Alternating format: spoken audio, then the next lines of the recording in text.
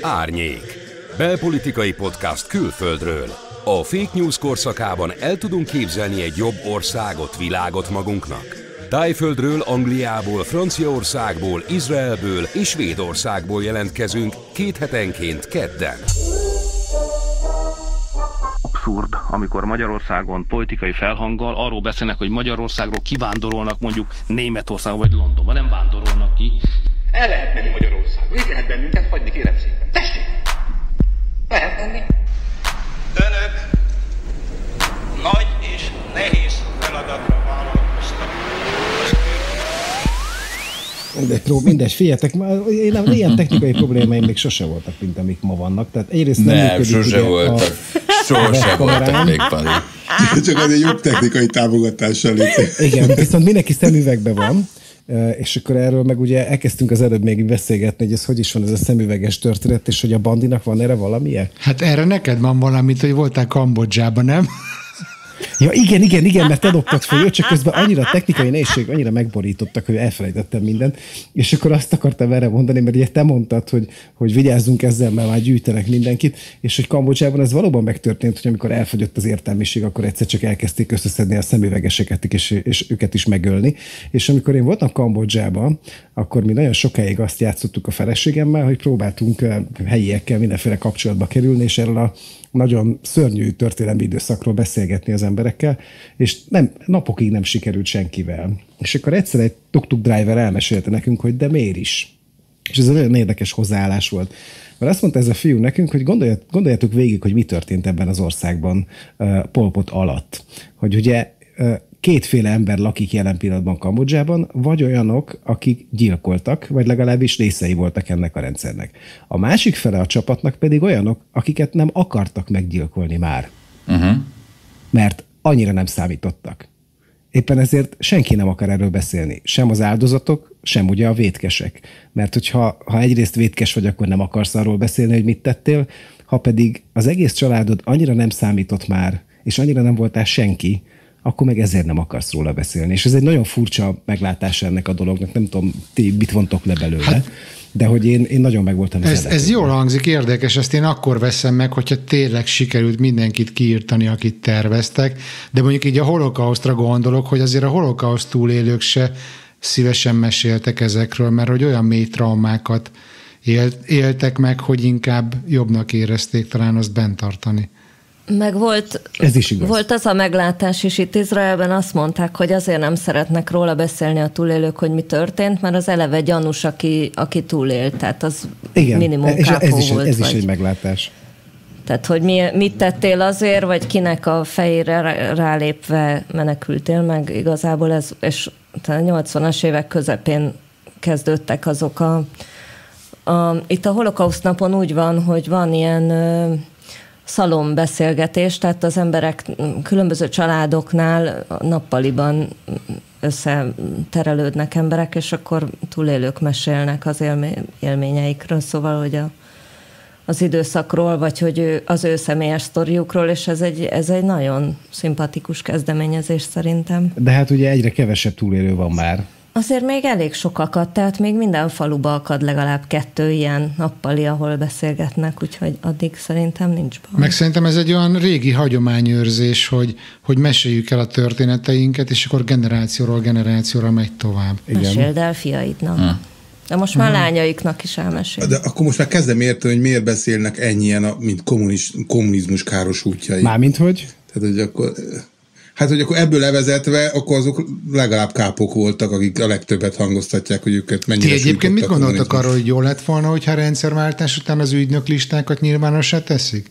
Akkor igen. Én most viszont egyáltalán nem gondolom. Még most is. Olyan szempontból persze most is lenne valami picit történelmi elégtétel, de azért legyünk őszinték. Tehát annyi idő eltelt, annyi dokumentum megsemmisült, és annyi dolog van manipulálva benne, szerintem, hogy... Igen. Inkább a manipuláció miatt azt mondanám, hogy most nem amiatt, hogy ez elévül, vagy amiatt, hogy... Szóval, hogy én azt gondolom, hogy ha ha lehetne tényleg tiszta helyzetet teremteni, az mindenkinek jobb lenne, mint ez a szar, ami most van. Hát nem, mert egy csomó embernek pont ez a szar jó, mert ebben lehetett elbújni, és ha megnézed, akkor valójában az összes az elmúlt 30 évben hatalomra került pártba ugyanazok az emberek, ugyanazok a hálózatok ott ülnek. Hát mondjuk ez is igaz.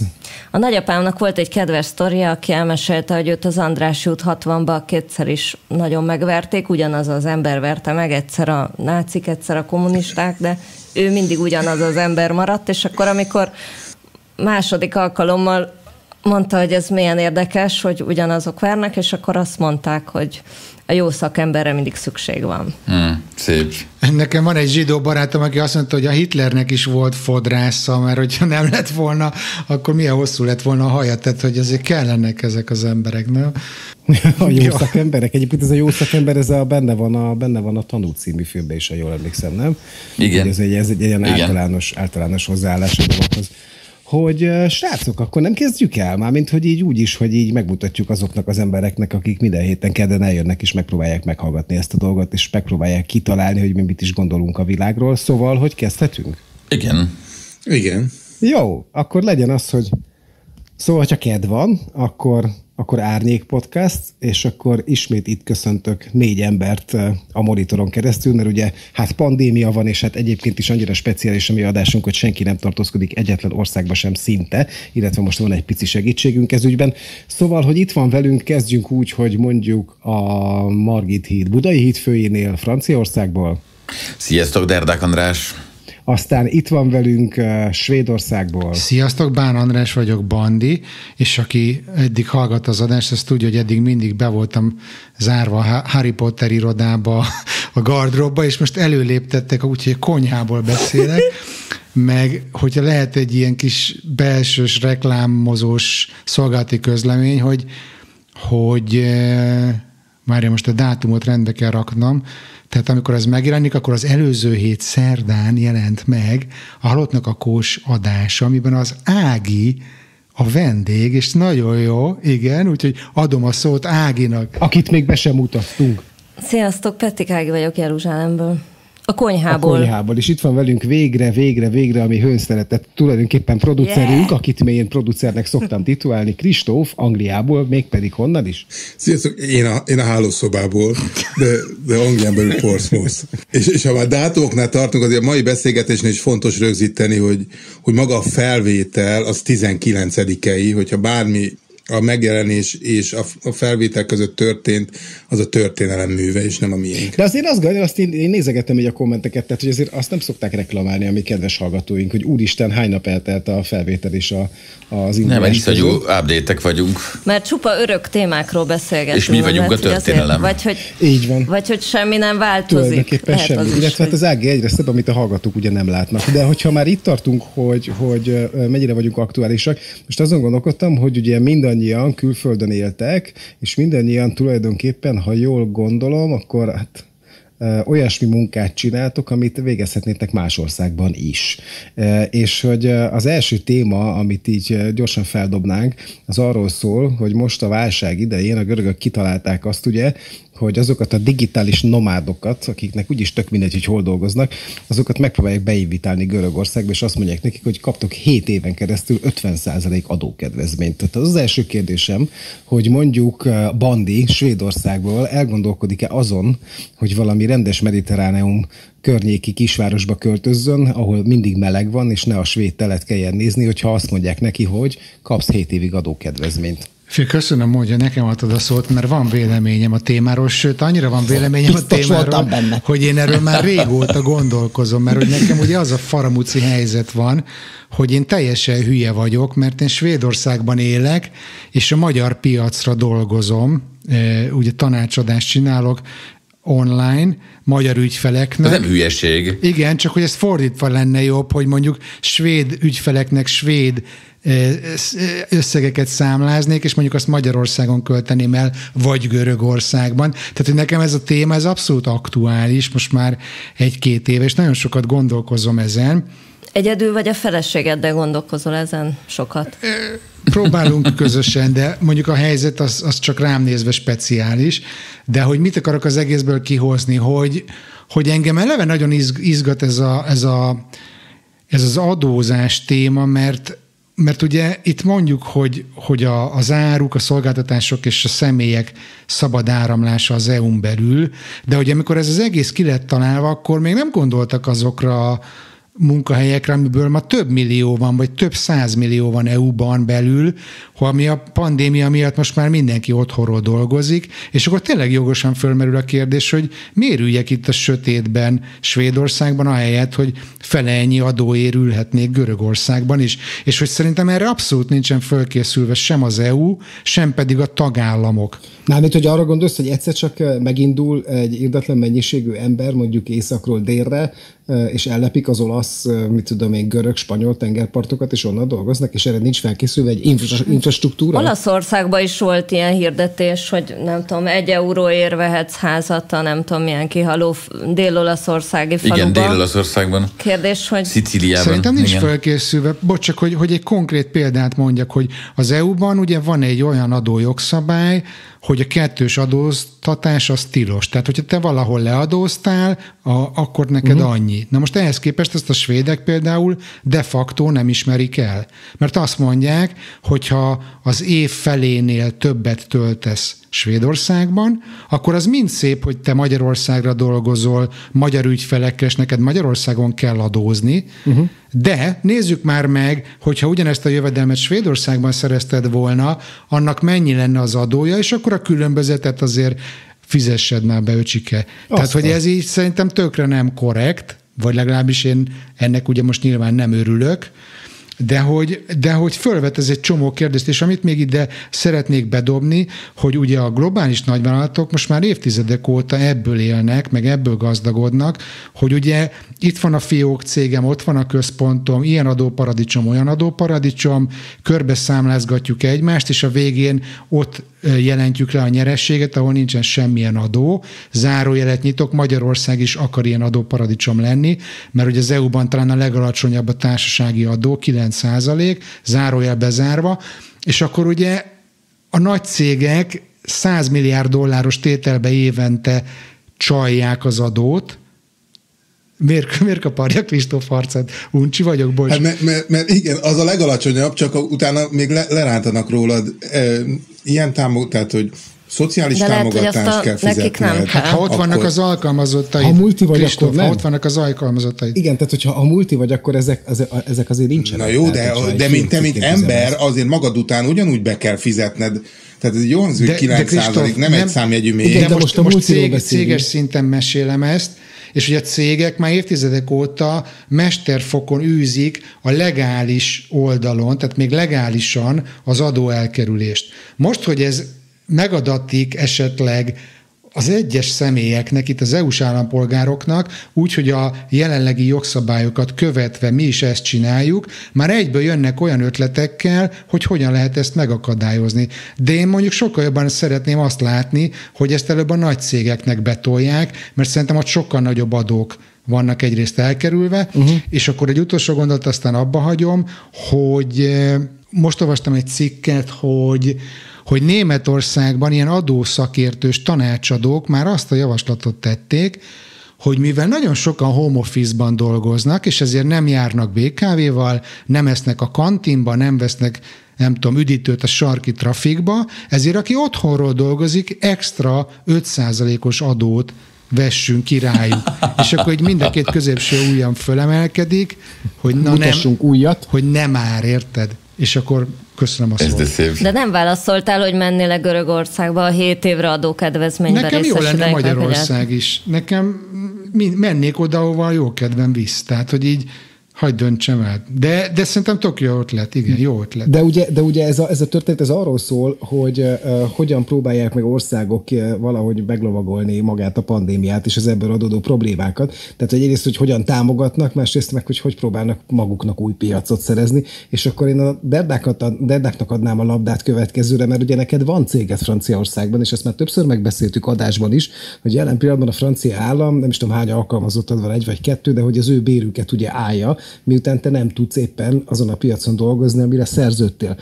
És akkor az egyik kérdés az, hogy elköltöznél-e Montpellierből mondjuk egy görög szigetre, nem nagyon hiszem, szerintem. A másik kérdés meg az, hogy ezzel a támogatási forma ez még működik-e, illetve hogy a franciák mit tesznek azért, hogy te ott ragadjál végleg? Igen, hát pont ma kaptam a könyvelőtől egy összesítőt, nekünk 4 alkalmazottunk van, és én vagyok az 5., és én nem vagyok alkalmazott, hanem cégvezető, tehát rám más szabályok vonatkoznak. Ha jól emlékszem a számra, akkor 7 oldal hosszú az a táblázat, ami összefoglalja, hogy mint vállalkozás milyen támogatási formák vannak, illetve lesznek a közeljövőben. Az állami, a megyei, a helyhatósági, a városi, a szakszervezeti, az iparkamarai és a mindenféle egyéb szinteken. Szóval elég lenyűgöző, hogy mennyire összekapták magukat a tekintetben a franciák. Persze nyilván egy csomóan így is elégedetlenek, és nem jó a dolog, de a magyarral összehasonlítva azért továbbra is csak azért tudtunk túlélni az elmúlt fél évben, mert francia munkavállalók vagyunk, és francia adót fizetünk, tehát francia támogatást kapunk. Két fajta tapasztalatom van erre a kérdésre, mert egyrészt ugye én egyszer már túl jutottam ezen a dilemmán, amikor mi Párizsba abba hagytuk a diplomata életet, akkor fölmerült a kérdés, hogy hova költözzünk, és akkor kezdtünk el mi a szigettel foglalkozni, akkor még csak a szigettel is a Balatonszanddal, aztán ehhez hozzájöttek mindenféle egyéb fesztiválok Szerbiában, Horvátországban, Romániában, hogy végül is tök olyan meló, hogy mindegy, hogy hol vagyunk. Az alkalmazottaink egy része például fél évig világkörüli úton volt, rendszeresen éveken keresztül volt. Van nálatok felvétel? Bocsánat, Andris, tehát, hogy ezt azért így megkérdezném most ezen a ponton. Nem, éppen sajnos becsukom a céget, szóval a felszámolás lesz. Hogy mindig a legrosszabbkor vagyok a legrosszabb helyen, igen.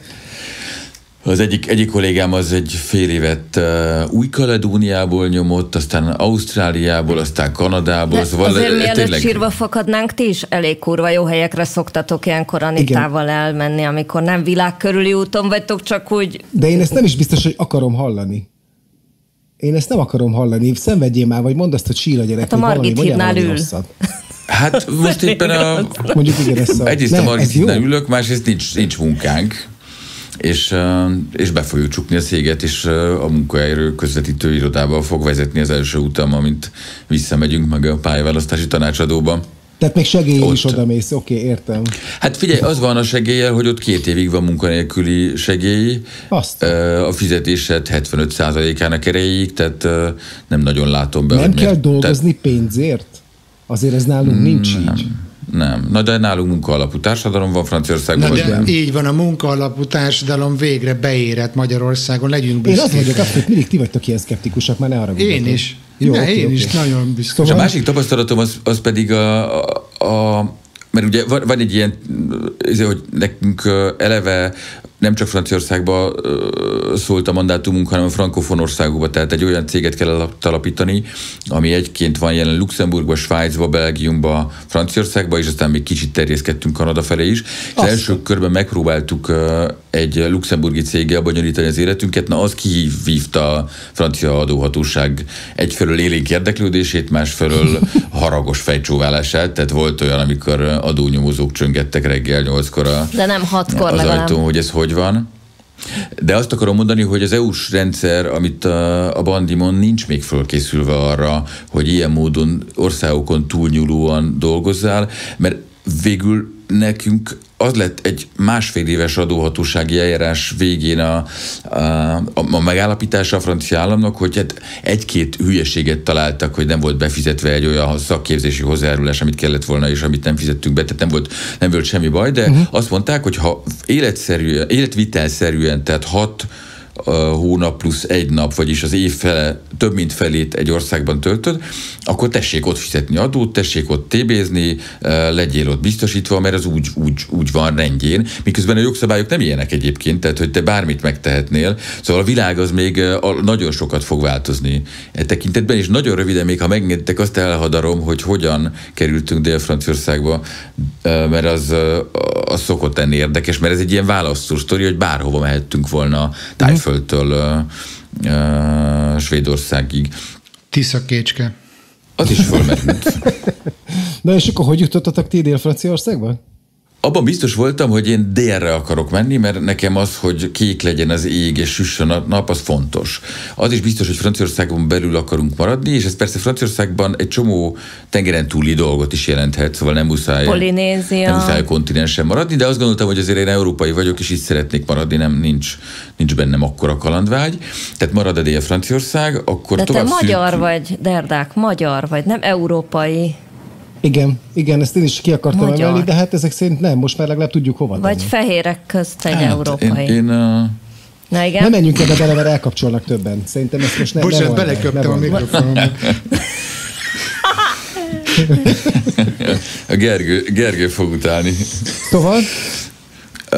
Hogyha leszűkíted Dél-Franciaországot, és figyelembe veszed azt, hogy a csajod nem hajlandó falura menni, mert én tök el tudtam volna képzelni az életemet te képzelj el egy ilyen kis provanszál kisfalut, patak, hatalmas nagy fák, igen. Ilyen kis kőházak, medence. Nagyorú franciák, egyszerűek, favágók, igen. Bor, ez egy jó hely. Igen. olaj, olívaolaj, úgy értem. Szóval nekem ez vonzó volt, de a csajom nem akart erről hallani se. Tehát maradtak a városok, és akkor elkezdett szűkíteni, hogy milyen városok vannak. Ugye Nizzából szervezni egy fesztivált, ez nem hangzott jól, mert ez olyan, mintha Rózsadobra lenne bejelentve a hajléktalan segítő alapítvány, az olyan... Hát ez egy burzsóá város, egy nagypolgári nyugdíjas város, az nem jó. Marseille az ellenkező végzett. Csak megtalálta ott a helyét, tehát hogy... Na, de nem véletlen. Hát ő burzsúi is, nem? Hát hozzánk képest feltétlenül. Vannak orosz kapcsolatai, ugye ezt tudjuk, tehát, hogy vannak olyan orosz kapcsolatai, amelyek alkalmasak arra is, hogy akár politikusokat végezzenek ki, és ezek az orosz kapcsolatok hajlandóak kamerába is mondani egyébként, hogy ők ezt meg is tennék, mindenféle takarás, meg minden nélkül. Jó, de menjünk tovább, tehát, hogy... Van egy nagyon jó szinkron színész és színész közvetítő irodánk, hogyha valaki ilyesmit keres. Mert azok színészek voltak, nem? Az kiderült. Igen. Nem de most, hogy a színházak nem működnek, most lehet, hogy bérgyilkosságokat is tudnak vállalni a színészek lassan. Mert támogatás nincs, el tudják játszani. Hát vagy legalábbis el tudnak játszani bérgyilkosokat. Számla nélkül 20 000. Igen. Hát egyébként sokan most már nem csak el tudják játszani, hanem szerintem sokan most már a gondolattal komolyan foglalkoznak, mert a megélhetésük, meg a szakmájuk, meg a szenvedélyük, meg a minden oda van. Mármint azt, hogy más csináljanak, ugye ezt azért szögezzük le. Jó, és akkor hogy jutottatok Montpellierbe? És akkor Marseille az ellenkező véglet, tehát a kikötővárosba én nem szívesen mennék, 18 éves koromban még érdekelt, most már azért úgy nem. Melyik része? Már Marseille-nek melyik része? Nem, csak hogy mi érdekelt a kikötővárosba 18 évesen, de nem kérdeztem semmit. Ez egyre mélyebbre megyünk. A Nyüzsi. Ja, jó. A Pezsi, a Nyüzsi. És akkor, ha tovább mész, akkor már olyan nagyon nagy város nincsen, még van Bordeaux, meg Toulouse, de az már nem mediterrán, az már egy kicsit más ott az Atlanti óceán partján, és akkor ebből következett a Montpellier, és elmentünk, megnéztük, leteszteltük az egészet, és láttuk, hogy jól van így, mint a jóisten a teremtéskor. Szóval, hogy ezt teljesen meg lehet csinálni, ezt a felvetést, amit a görögök meg az olaszok elkezdenek javasolni nekünk, és én bátorítanék mindenkit, hogy próbálja ki, akár csak egy fél évre, vagy egy évre, mert akkor nem kell mindent felégetni és feladni, mert elképesztően jó pofa tapasztalat máshol lakni egy kicsit. Milyen tapasztalat Angliában lakni? Egyrészt, másrészt meg az a kérdésem hozzád, Kristóf, hogy ugye mi beszéltünk arról, hogy most, hogy nálatok is lett lockdown, meg nehezebb az élet, meg nem tudom, és akkor valami olyasmi volt, hogy azt mondtad, hogy A7, B7, és akkor úgy fogtok dolgozni, de ez még nem volt kitalálva. Tehát az az alapvető kérdés, ugye amellett, hogy elhúznál-e Angliából egy görög szigetre, hogy nálatok hogy néz ki ez a támogatási rendszer? Te például, mint egyszeri munkavállaló, mit érzel abból, hogy a britek meg akarnak téged menteni? Hát úgy indultunk neki, hogy A7, B7, tehát az, hogy a fél csapat A7-en dolgozik, a másik csapat B7-en, de most már mindenkinél A7 van. Ez azt jelenti, hogy nem, tehát valami oknál fogva, ahhoz képest, hogy lockdown van, mégsem esett vissza a mi piacunkon a forgalom, tehát így muszáj bejárni. Mert hogy te mit csinálsz? Ezt mondjuk meg a hallgatóknak gyorsan. Én mobil szerelő vagyok. Már hogy nem mobiltelefonokat szerelsz. Nem mobiltelefonokat, hanem tehát itt Angliában minden mobil, tehát a gumiszerelő is mobil, minden mobil, a kutya kozmetikus is mobil, tehát mindenki kimegy a házhoz, és ott szereli a gumit, ott mossák az autót a háznál. A Deák Billes vicc jutott eszembe. Jaj, ne, egyre legyen. De stabil, nem mobil. Jó, igen, és tehát én építőipari gépeket javítok úgyhogy kijárok az ügyfelekhez javítani. És nem állt meg, tehát maga az építőipar az abszolút nem állt meg, sőt, minden pénzt most az angol kormány nyom bele abba, hogy ami működik, az még jobban működjön. Akinek le kell állni, azok az éttermek, kocsmák, ott is különböző bértámogatások ugyanúgy megmaradtak, mint ami márciusban elindult, meg a hotelek egy része, tehát a feleségem az hotelben dolgozik, de ő most itthon van, de ő ugyanúgy kapja a főlónak hívják ezt, a bérének a 80%-át, és várja azt, hogy mikor kezdhessen újra. Tehát maga ez a támogatási rész, ez jó. Hogy így Görögországba elmennék-e, hát én nem mennék nagyon el, mert azért itt az angolok már nem csak a Brexit miatt, hanem úgy általában már felkészültek arra, hogy csábítsák ide a különböző cégeket. Tehát itt ez egy olyan trükkös adórendszer van, ami nem is annyira trükkös, tehát tök egyszerű. Tehát nem egy sávos adórendszer van Angliában, hanem 3 sávos. Van egy sáv, ameddig semmi adót nem kell fizetned, mint foglalkoztatott, tehát nem mint cég, tehát mint foglalkoztatott. Van egy sáv, amiben fizetsz egy olyan 20%-nyi adót, és utána van egy sáv, ami fölött már azért rendesen kasszálnak, az 40% adót fizetsz. Hát én szeretném elérni. Tehát én lennék a legboldogabb ember, hogyha elérném azt a sávot, amikor 40% adót fizetsz. Boldogan fizetnéd a 40%. Egyébként, bocs, de Svédországban én belekerültem ebbe a felső kategóriába, ahol már majdnem a felét így elveszik, és hogy így nagyon furcsa érzés, mert egy idő után a motivációdat elveszíted, mert ugye valameddig... Vigyáznak, hogy nehogy kiégjél, látod? De nem, épp ez az, hogy valameddig motivál az, hogyha most mit tudom, előléptetnek, akkor legalább sokkal többet fogok keresni. Csak olyan durván sávos vagy progresszív az adó Svédországban, hogy mit tudom én, mondjuk a 50 000 korona fölött már minden megkeresett koronának több mint a felét elveszik. És hogy így egy csomóan panaszkodnak erre. Hát nálunk alatta is, de hát, hogy igazság szerint nem egy egyébként pont, bocs, csak hogy amit most mondasz, Pali, hogy néhány évvel ezelőtt megnéztem, hogy a magyar SZIA kalkulátorba beraktam a svéd bruttómat, és 1%-kal több nettó jött ki Magyarországon, mint Svédországba. Úgyhogy minden járulék, meg minden levonva, csak mondom.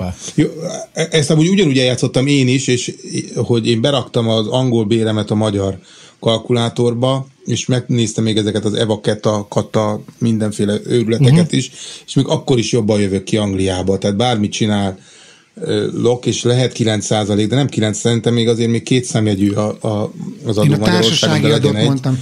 Nem, az a nyerességadó, az a társasági nyerességadó, amiről a Bandi beszélt, és az tényleg 9. Na jó, de én mindent, tehát hogyha valakinek van egy cége, amiben ő dolgozik, az ugyanúgy terhel mindent, tehát ugyanúgy a bérvonal is terheli a jövedelmét, mint a céges vonal, tehát ezt mindig elfelejtik mondani, mert én mondtam azt, hogy Magyarországon van munkaadói járulék, akkor a főnököm így rám nézett, hogy miért kéne fizetnem nekem azért, hogy te dolgozhatsz nálam. Örüljön az állam, hogy én foglalkoztatlak. Tehát, de ez csak egy ilyen apró... De ott kapitalizmus van. Igen. De én az Ágit akarom gyorsan megkérdezni arról, hogy ez, és az Izraelben hogy néz ki, mert ugye ott ez a fajta, mondjuk menjünk el a tengerpartra, azért ez elég könnyű. Tehát, hogy van egy nadrágszí kinézetű országod, aminek tulajdonképpen a fele tengerpartból áll, és ami nem, ott is elég jó. Ott viszont sivatag van. Igen, de mondjuk ott is meleg van, maradjunk ennyiben. Tehát, hogy te mondjuk elköltöznél egy görög szigetre, ahol mondjuk olyan szempontból békésebb az élet, hogy ha így nézem most ezeket a nagyszerű sorozatokat, amik mennek, nem tudom, Faudától elkezdve mindenfélét, hogy azért Görögországban viszonylag ritkán, nem tudom, kell a vaskupolát alkalmazni. Hogy ott ritkán mondják be reggel a hírekbe, úgy mellesleg a hány covidos után, hogy mindenhol csaptunk le, és hogy hány rakéta érkezett hozzánk az éjszaka során, erre gondolsz? Én nagyon sok görög szigetre elköltöznék, és lehet, hogy el is fogok költözni. Tehát, hogy én úgy képzelem, hogy azért, tehát, hogy nekem ez nem a adókedvezmény miatt, hanem mert érdekel, hogy milyen lehet. És amióta van olyan Interrail jegy például, ami a görög szigetvilág komp járataira érvényes, az tuti, hogy egyszer lesz egy olyan hosszabb időszak, amikor... Bizony, képzeld el. De jó. Úgyhogy azt mindenképp ki fogom próbálni, és akkor ki fogok választani olyan görög sziget csoportokat, amik között közlekedünk egy kis vitorláshajóval, a Gergő meg én, mert nekünk már baromi nagy gyerekeink vannak, tudod, és szóval, hogy akkor olyan okafogyott, hogy egy helybe legyünk feltétlen. Nekem az jutott eszembe erről, amiről most így beszélgetünk, hogy egy idő után nem az lesz a kérdés, hogy hol milyen adókedvezmény van, hanem hogy hol van ivóvíz, vagy melyikek azok az országok, amik nem kerülnek víz alá, meg ilyesmi. Tehát, hogy azért ez a mobilitás, az nem baj, ha mindenkinek így bekerül a kis fejébe, hogy lehet, hogy majd el kell mennie onnan, ahol most azt gondolja, hogy jól van. Hát én erre azt tudom nektek mondani, hogy hát haza kell jönni. Tehát ugye vízkészletből mi állunk a legjobban. Én kizártnak tartom, hogy a tenger idáig hogy Almás füzítőnél azt mondják, hogy megy bele a Vörösiszap a Dunába, vagy az nem így van? Az egy ilyen... De azt a románoknak küldjük. Az a Duna, az teljesen nem, más. azt Teljesen más. Hát neked Jeruzsálemből, nem, álljunk meg. Tehát neked Jeruzsálemből igazán tudnod kéne, hogy zajlik ez a rendszer, hiszen egyébként köztudott, hogyha megnézed a mindenféle nagyszerű fake news oldalakat, hogyha ti jártok ide felvásárolni ezt a szép országot, mert ugye a vízkészlet az nektek nagyon fontos, de hogyha nem megyünk ilyen viccesbe, akkor meg azt mondom, hogy hát tulajdonképpen ide tenger ugye nem fog jönni, ebben nagyjából biztosak vagyunk, tehát az a tenger, ami átjön a Kárpátokon, az meg is érdemli, hogy átjöjjön. Vízkészletünk van, tehát hogy én azt javaslom mindenkinek, hogy ne a mobilitáson gondolkodjon, hanem gyertek haza be azonnal, mert itt a legjobb az élet a világon. Van túró, de Rudi. Angliában 2030-tól nem lehet vásárolni új benzinüzemű autót, ezt 2 napja jelentette be. Ugyan már, Kristóf, 2030-ra benzin se lesz, tehát nem tudom. Meg nem lesz szükség autóra, mert nem lesz hova menni vele, ugye? Igen, mivel sziget. Viszont ha már itt tartunk, hogy gyertek haza, akkor meg azt is fel akarom dobni, hogy azért is gyertek haza, mert hogy ugye itt nem csak megvédünk benneteket gazdaságilag, és sokkal jobban jártok, hanem azt is lehet tudni, hogy szellemileg is védünk benneteket. Tehát, hogy mi nálunk most már ki van mondva, és lehet tudni biztosan, amiben ti gondolom bizonytalanok vagytok, hogy az apa az férfi, az anya az nő. Itt nálunk nagyon fontos társadalmi problémákról beszélgetünk az elmúlt hetekben, amellett, hogy közben egyébként legyőztük a vírust félig, és sokkal rosszabb a helyzet mindenhol máshol, mint ehhez nálunk. Földi Lászlónak, Zsigó Robertnek és Novák Katalinak ezúton is szeretnék innen a távolból nagyon gratulálni. Mindenhez, amit véghez visznek a családokért, a nemzeti összetartozásért és a keresztény értékek képviseletében. Jól beszélsz. Hát ez Jeruzsálemből egyébként nagyon jól hangzik, tehát ez csak halkan jegyzem. Figyelj, nagyon jól hangzik, de azért azt én itt csöndben elárulom, hogy a mi családügyi és hogy hívják ezt, népjóléti miniszterünk, ő felvállaltan egy meleg pasi, akinek van egy párja, aki szintén egy meleg pasi, és van nekik egy közös gyerekük, és ez így ebbe az országban szerintem sokkal nagyobb a társadalmi csoportok szórása, mint mondjuk Magyarországon, ez így rendben van. Tehát nem merül föl, hogy ez gond, hogy ez vagy hogy ők nem család. És most mondjuk az a legújabb, hogy a honvédségi papírokon az anya és apa neve helyett most a szülő 1, szülő 2 megnevezés szerepel már. Ez a Svédországban tehát mi kurvára le vagyunk maradva van. Itt a közel-keleten Svédországhoz képest, de azért Magyarországnál egy picit előrébb tart ez az ügy. Én nagyon fölhúzódtam ezen a család témán, azért azt kell, hogy mondjam, mert ez, hogy ebbe az Isten haza család dologban nekem állandóan a magyar állam próbál valami okosat mondani, ez nagyon degesít, mert azt gondolom, hogy ezek ilyen magánügyeim nekem, hogy milyen Istenbe hiszek, meg milyen családban, meg hogyan kötődöm melyik hazámhoz, és hogy tök jó lenne ebből kiszállnának így államilag. Kristóf? Én azért vagyok szomorú, hogy már ezen már túlléptünk egy 10 évvel ezelőtt, és hogy miért kell megint visszalépni, tehát én megértem a szüleimet is, akik ezt úgy nehezen tudták elfogadni, hogy ott 2 pasi fogja egymás kezét, vagy 2 csaj fogja egymás kezét. Azt könnyebben el szokták fogadni valamiért. A 2 csajt, igen. Nem érteni, hogy miért. De valahogy már túltették magukat, és már kezdett úgy ez a gombóc úgy lecsúszni a torkukon, és most miért kellett ezt az egész folyamatot visszafordítani? Tehát én azt nem értem, hogy amint már egyszer úgy nagy nehezen sikerült, akkor azt miért kell megint eltolni egy rossz irányba, de hát lelkük rajta, ez az ő dolguk, majd ők megemészték. Talán azért, mert az biztos lehet, hogy észrevették. A mi politikusaink és a svédek már ott tartanak, hogy ugye 3 hát sőt, 1 WC van, és oda megy mindenki, aki akar, de hogy egyébként meg én azt nem értem ebben. Ez persze hülyeség. Igen. Ez rendre előkerül ez a WC probléma Svédországban. És a Pali szerint mindig 3 van. Igen, mert ez itt nagyon topik, Hogy mondjam, tehát szerintem az tök normális, és ezt most én úgy mondom, hogy valahogy egész életemben mindig a kisebbségnek drukkoltam, valószínű történelmi és egyéb személyes okokból, de hogy így is azt mondom, hogy ha kisebbségnek drukkolok, hogy van az a pont, amikor már annyira marginális egy kisebbség, és annyira nehézséget okoz a többségnek a kisebbség érdekeithez viszonyulni, hogy azt mondják, hogy na jó van, gyerekek, haladjunk. Tehát, hogy én azt gondolom, hogy ez még egy demokráciában úgy nagyjából beleférhetne, de hogy Magyarországon bőven nem erről van szó, az említett megint okos törvénykezéssel, meg alkotmánymódosítással, hanem én azt látom ebben, hogy tudunk találni még egy csoportot, akit ki tudunk rekeszteni. Tehát, hogy mintha folyamatosan, szisztematikusan próbálnánk mindenkit, aki nem a többség, és nem hetero, és nem bajuszos, és nem tudom, azt akkor rekesszük ki valahogy. Nekem valahogy ez az érzésem jön ebből. A Derdák Andris? Mert csóváltad a fejedet. Nem tudom, hogy ez kirekesztésről szól-e. Nekem ez egyszerű hatalomtechnikai játék, a szavazók szórakoztatása. Rettenetesen bosszant, mert nem a valódi problémákról szól. Nem arról gondolkodunk együtt, hogy mit csináljunk a leszakadó 3 millióval. Nem arról gondolkodunk együtt, hogy mit csináljunk a cigányokkal. Nincsen még az ellenzéki pártoknak se érvényes ajánlata a hazai cigányság felemelésére, bevonására, észrevételére. Most a bátyám jó voltából végignéztem egy pár olyan videót, ahol indiai fiatalok magyarázzák el azt, hogy annak idején hogy számolták fel ott a kasztrendszert. És nagyon világosan 50-es évek közepén elkezdett az indiai többségi társadalom egyébként ajánlatokat tenni a legalsóbb kasztnak, mert érzékelték, hogy ez nem jó az országnak, hogyha nem veszünk tudomást a bajokról. Ehhez képest ez, hogy apa, meg anya, meg milyen család, ez egy holografikus vetített színház, egy hülyeség. Igen, ez semmilyen problémát nem okoz, nem? Hát. De viszont mindenki érti, hogy ki van adva, hogy merre lőjé. Igen, de közben azzal, amit mondasz, ha nem is ez a szándékod, de azt is állítjuk, ugye, hogy ez egy azért sem létező probléma, mert hogy ezek az emberek olyan kevesen vannak, és hogy nekem én ritkán szoktam állást foglalni, ugye még így nálatok is politikai kérdésekben pláne, de hogy ezt egy nagyon társadalmi dolognak gondolom, és ez kivételesen árulom nektek, hogy ez engem is borzalmasan felháborított. És azért háborított föl, mert az én közvetlen környezetemben 3 olyan család van, akikkel én jóban vagyok, akik azt hiszem most úgy mondjuk, hogy szivárvány család tulajdonképpen. Tehát, hogy van egyrészt egy olyan család, ahol 2 lány neveli a saját gyermeküket, egy kisfiút, és fantasztikusan jól vannak, és elképesztő a kisfiú, és a lányomnak volt óvodástársa ez a kisfiú.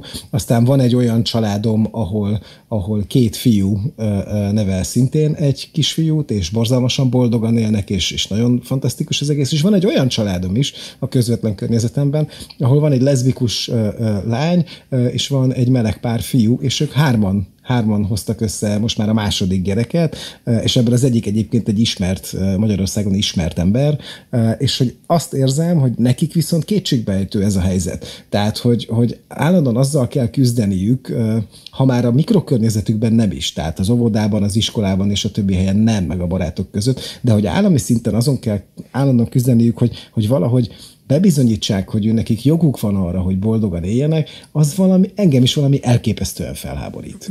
Mondhatom csak azt, hogy úgy érzem, hogy lehet, hogy félreértettél, Pali, amit mondtam az előbb, hogy én maximálisan egyetértek azzal, amit most mondtál.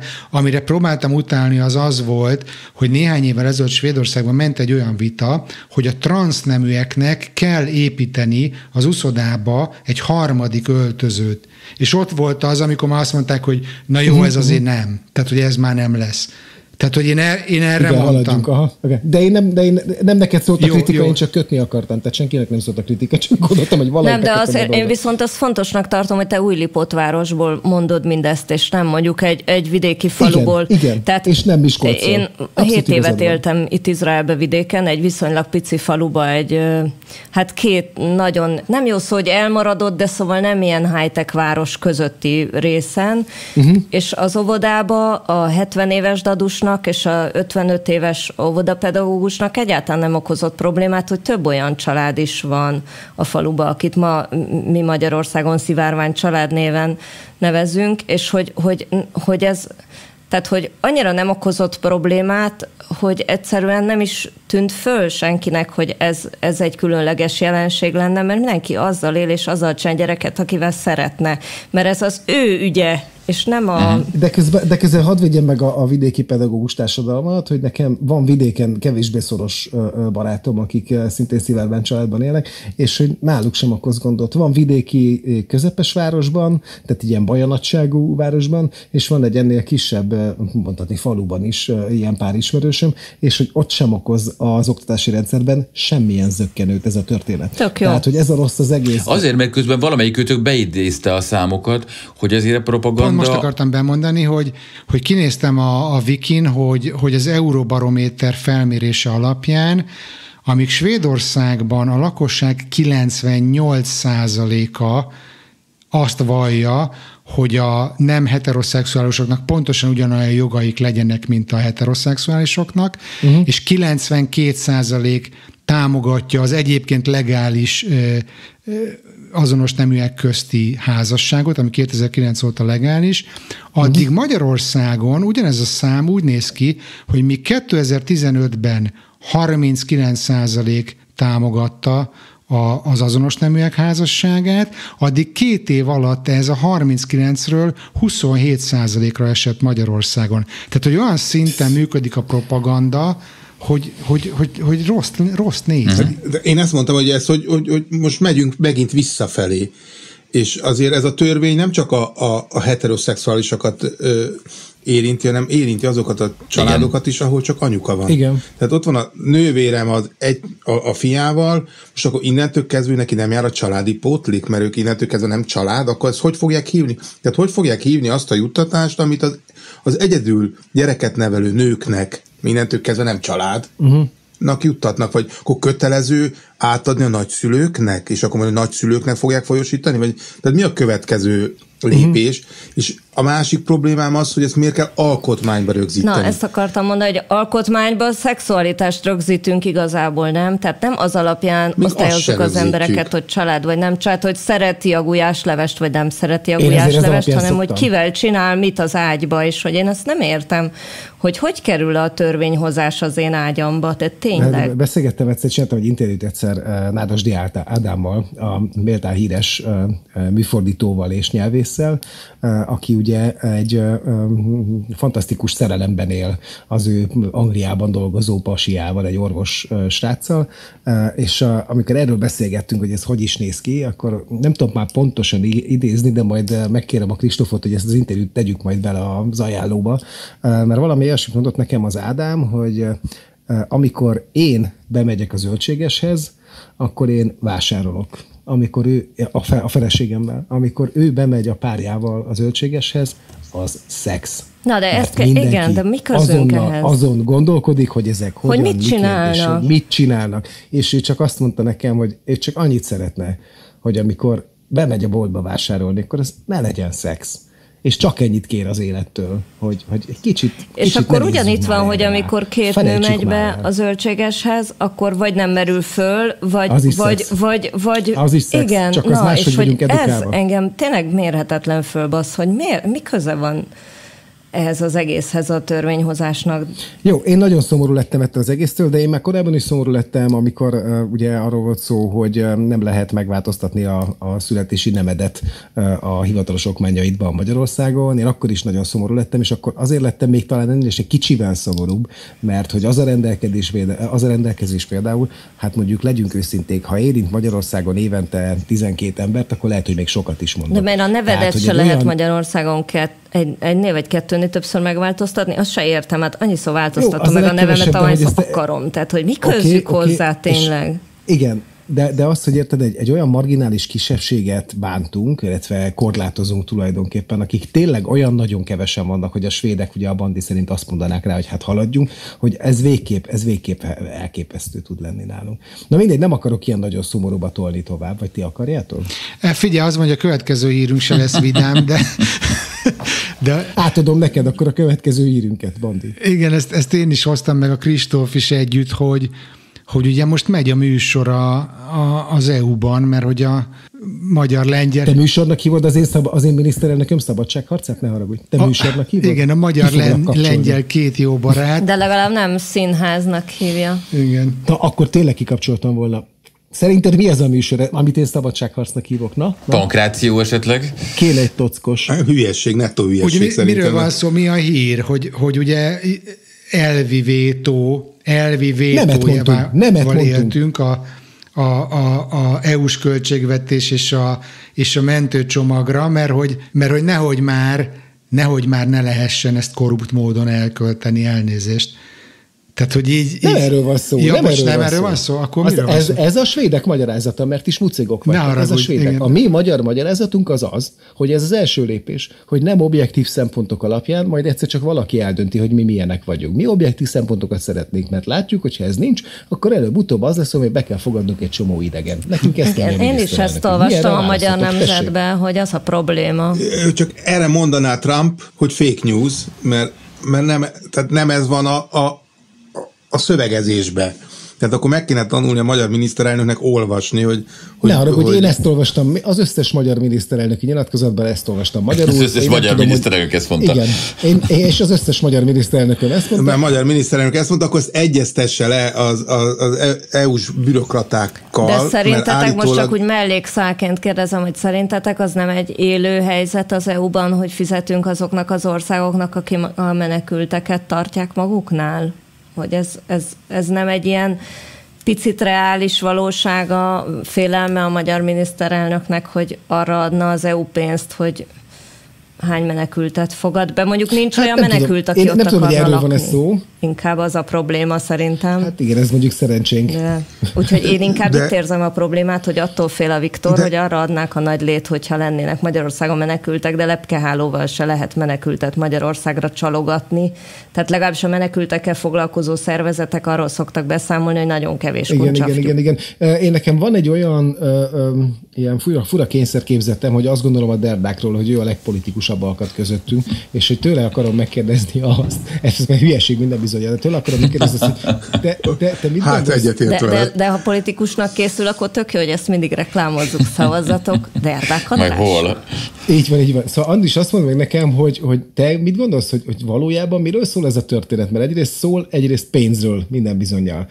És az első körben ugye sikerült is több pénzt kialkudni ennek a vétónak a felmutogatásával. De hogy most már tulajdonképpen úgy tűnik, hogy nagyon megmerevettek az álláspontok. Tehát nekem úgy tűnik, hogy a németek se adnának már több pénzt, illetve nem is pénzről szól a történet. Akkor viszont... Hát a francia vezércikkek úgy jellemzik a történetet, hogy Kelet-Európával amúgy is volt baj, mert a posztkommunista országok nem pontosan értették meg azt az elvi konstrukciót, amire az Európai Uniót fölhúzták.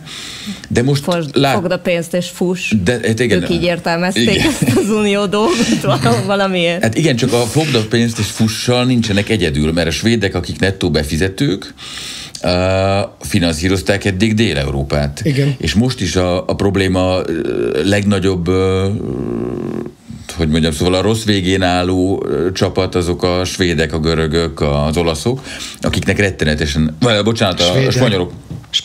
A spanyolok, az olaszok, a görögök, akiknek rettenetesen nagy szükségük volna erre a támogatásra. A francia vezércikkek úgy gondolnak erre, mint egy teljesen védhetetlen álláspont, aminek semmilyen módon nincsen helye ebben a rendszerben, mert vagy szolidárisak vagyunk, és közös értékeink vannak, vagy nincs itt az illető, és nincs velünk, de akkor viszont nem kell, hogy kapja ezt a pénzt, és ugye az a rossz matek, hogy jelenleg jobban jár Magyarország a régi felosztással, tehát ha nem lép életbe az új költségvetés, akkor tulajdonképpen nettó mi egy kicsit jobban járunk, mint ország. De nyilván nincs egyszerű helyzetben az Orbán, mert azt nem tudom mennyire tűnt föl nektek, hogy egyszer csak megjelent egy hír, hogy a monetáris tanácsban Gottfried Péter állandó mandátumot kapott, ami nem volna egy érdekes hír akkor, ha Gottfried Péter nem Orbán Viktor külpolitikai főtanácsadója lenne az elmúlt 10 évben állandóan az az ember, aki minden megbeszélésen ott ült.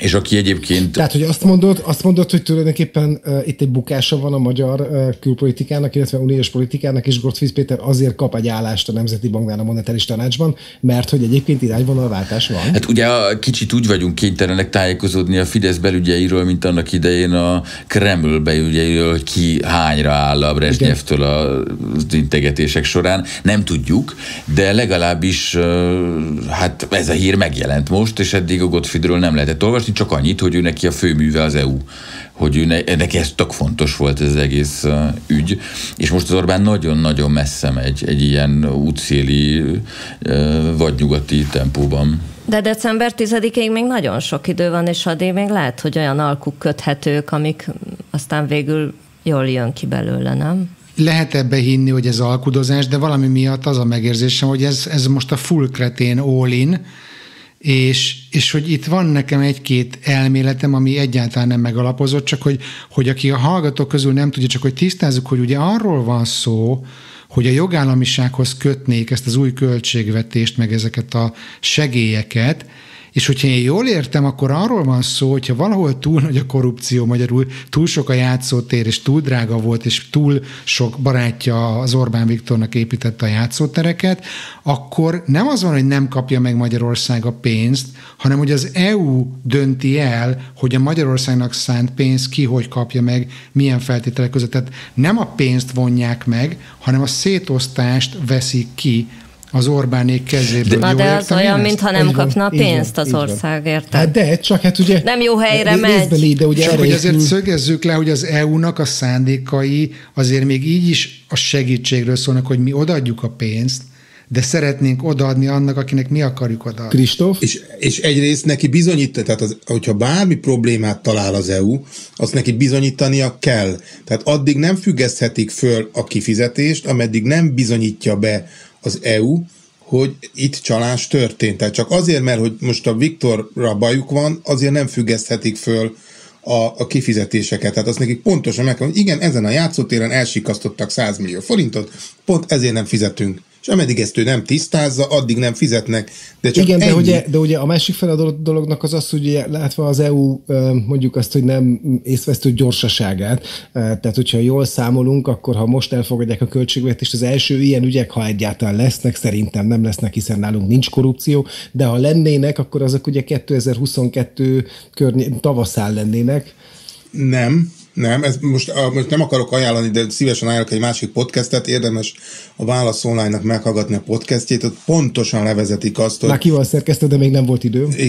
Tehát legrövidebb időn belül 6 hónapon belül tud lépni az EU, például jogállamisági problémát talál, és az be tudja bizonyítani. Tehát itt is a jogállamisági problémánál is be kell bizonyítani, hogy igen, ezt a bíró a kinevezése veszélyezteti az EU-s költségvetést. Tehát az, hogy most a magyar hogy veszélyezteti, az EU-t nem érdekli, hanem az EU-s programokat veszélyezteti, és 6 hónap a legrövidebb idő, a legsanszosabb az ilyen 8 hónap, tehát hogyha bármi problémát találnak január 1-én, akkor az októberbe élesedhet be Magyarországon, amitől fél Viktor, hogy biztos, hogy fognak találni valamit, ami a választások előtt beélesedik. Ezt mondom, tehát 22. Ettől fosik. Nem véletlen, hogy ugye most, amit utoljára bedobott a miniszterelnökünk, Nekem biztosan. Igen, hogy ő azt szeretné, hogy akkor megy bele, ahogy megszavazza a költségvetést, hogyha ennek a hatályát kitolják 2022 utára. Tehát, és erre szokták mondani, nem tudom, vidéken azt, hogy na jó, megy a jó bírős. Tehát ez amikor, tehát vérlázító az, hogy azt amiben nem nincs vétója, tehát a többségi döntés alapján meghozott törvényt ő úgy próbál blokkolni, mint demokrata, tehát ő, mint a legnagyobb demokrata Európában. Szerintem az. Ő úgy blokkolja, hogy máshol, tehát egy teljesen másik helyen behúzza a kéziféket, és ez a mocskos. És azért el tudom képzelni azt, amikor úgy ez egész lezajlik, hogy fognak gondolni Magyarországra. Tehát már így is egy kicsit úgy viccesen gondolnak a svédek Magyarországra, meg az angolok is, hogy hát ők azért a Brexit, tehát azért csinálták meg, mert nem akarnak Viktornak több focipályát építeni a kert végébe. Hát illetve azért csinálták meg az angolok, mert olyan hülyék, hogy nem vették észre, mit csinálnak, de ez csak, hogy ha már így szidod a mi országunkat, akkor hadd szidjam a tiédét. De akkor én azt mondom, hogy ez most lehet, hogy ők most röhögnek most azt fogja mondani, amit vidéken szoktak, hogy elmész. Az a vége a vitának. Igen, de az, hogy ezek után a franciák hogy fognak gondolni a magyar miniszterelnökre? Hát nem jól. Szerintem már gondolnak. Nem jól? Én ennél itt sokkal súlyosabb következményeket látok. Tehát amit múlt adásban beszélgettünk arról, hogy a Trump milyen durván páros lábbal száll bele a demokráciába, vagy amit mi arról gondolunk, hogy én ugyanezt a szabotást érzem itt a magyarok meg a lengyelek felől, és hogy nekem már, hogyha most összeesküvést akarnék gyártani, az is fölmerülne, hogy mondjuk lehet, hogy mondjuk Putyinéktól súgnak, hogy gyerekek, hogy kell itt zülleszteni.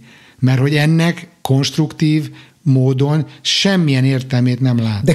De közben legyünk őszintén, tehát hogyha ezt az összeesküvés elméletet, amit ugye semmi nem igazol, ezt komolyan vesszük, akkor viszont ez nem lehet egy nagyon sikeres akció a Putyin részéről, hiszen mindössze 2, illetve tulajdonképpen csak 1,5 ország van, amelyik éppen most ezzel rugózik, mert a lengyelek mit tudom én, nem 6 oldalas levelet írtak az Angela Merkelnek, hogy miért gondolják megvétózni ezt a költséget. A lengyelek úgy utálják az oroszokat, hogy ez azért nem egy olyan sikeres nem. Szerintem azt mondjátok meg, hogy mit gondoltok ti arról, hogy mi ennek a vége?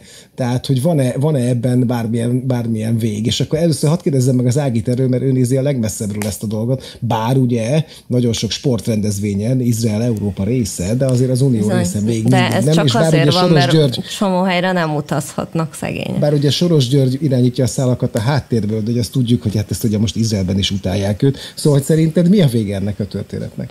Én azon gondolkoztam, hogy a 29-es nagy gazdasági világválságnak a következményeit, amikor tanultuk a középiskolába, akkor olyanok hangzottak el, hogy először vagyoni alapon polarizálódik a társadalom, és aztán utána konszenzusra képtelen, agresszív, egyre szélsőségesebb pártok egy ilyen politikai polarizációt hoznak létre, és akkor a piac az nem tölti be a szabályozó szerepét, és akkor jönnek ezek az ilyen azonnali megoldást ígérő rendszerek, és akkor hát aztán kitört a második világháború.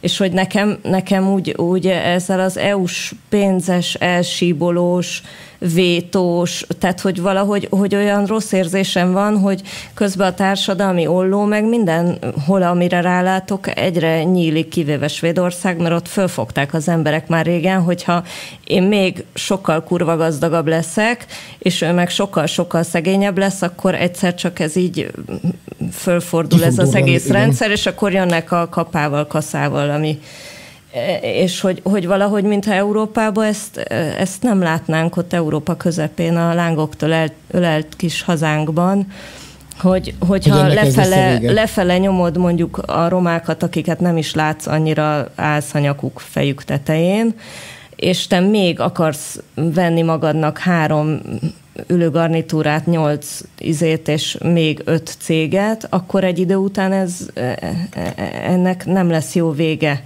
Nem szokott jó vége lenni, és hogy én nem tudom, én nagyon örültem, amikor csatlakoztunk az Európai Unióhoz, mint Magyarország, és nem csak azért, mert a Millenárison egy állati jó buli keretében Besodrom zenekar is föllépett, hanem azért, mert azt vártam, hogy lesz valami egy ilyen, egyrészt, hogy útlevél nélkül lehet utazni ilyen európai turistáskodásokán, de ez is csak a kisebbik rész volt, hogy azt éreztem, hogy valamilyen közösség lesz.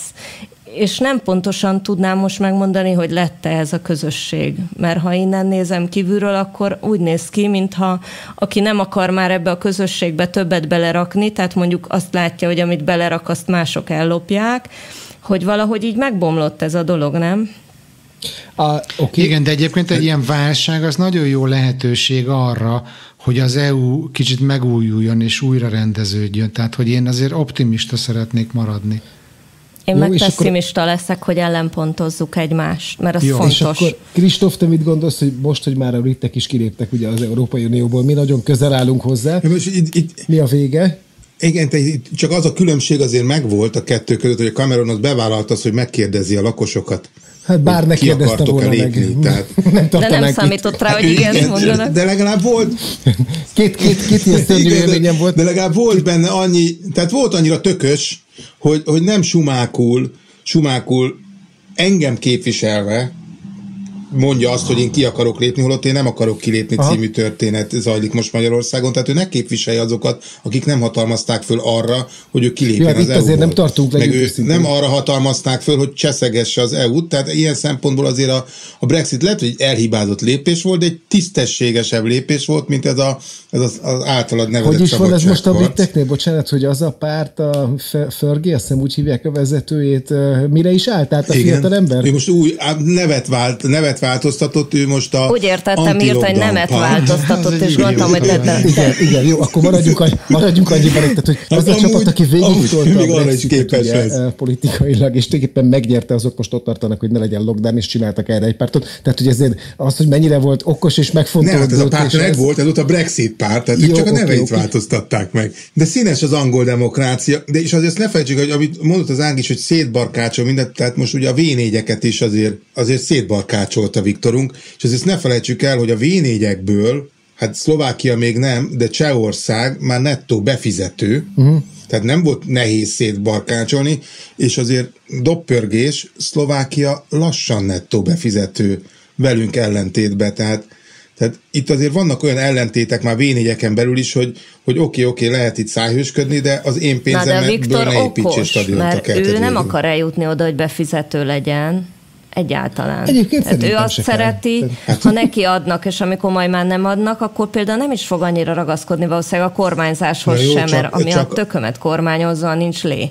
Az jelenti a nettó befizetés, azért az jelenti azt, hogy onnantól kezdve meg tud élni valaki a fizetéséből. De ez kinek cél? Hát ő megél a fizetéséből, meg a gázszerelő is megér. Hát akik rászavaznak, azoknak esetleg. Na jó, figyeljetek, akkor gyorsan adok a Bandinak egy mondatot. Hogy nem tudom hány adással ezelőtt beszélgettünk erről, hogy a jó gazda, ugye? Hogy a jó gazda az igazi jó politikus.